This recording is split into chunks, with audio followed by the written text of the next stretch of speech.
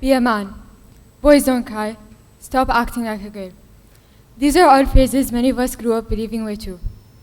Have you ever felt as if you were stuck in a room surrounded by walls disguised as all of your fears, emotions, thoughts, conflicts? That is a feeling many people find themselves instantly suppressing. But there's a limit as to how far someone can go about their life when suppressing their feelings.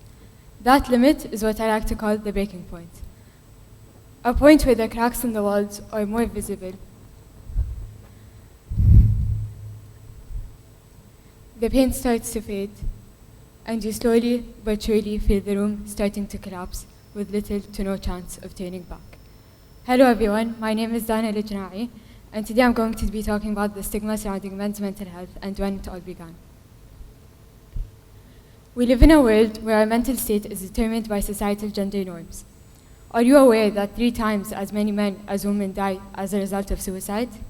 To further elaborate, 2,500 people who have had mental health problems showed that 28% of men admitted that they did not seek any medical help in comparison with 19% of women.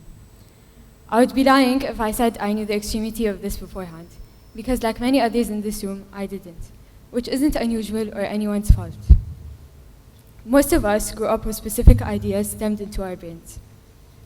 Individuals subconsciously tend to perceive and analyze certain behaviors as normal simply because they grew up with a false narrative of how things should look or go.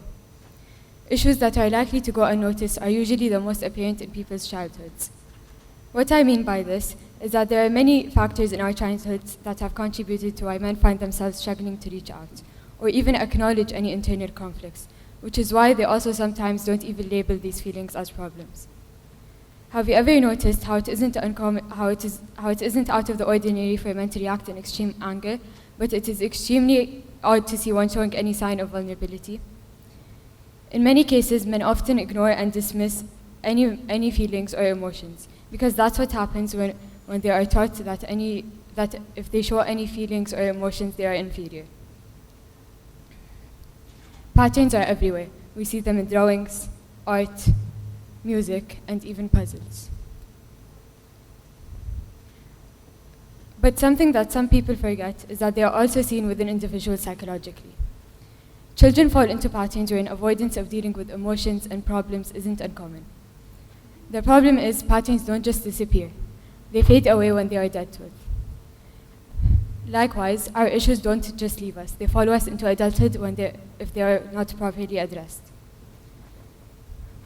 A common similarity that I saw between adult men all over the world, but especially in the Arab community, is the need to feel overly masculine or overly superior. I'm talking about the people who feel they need to prove themselves worthy of living.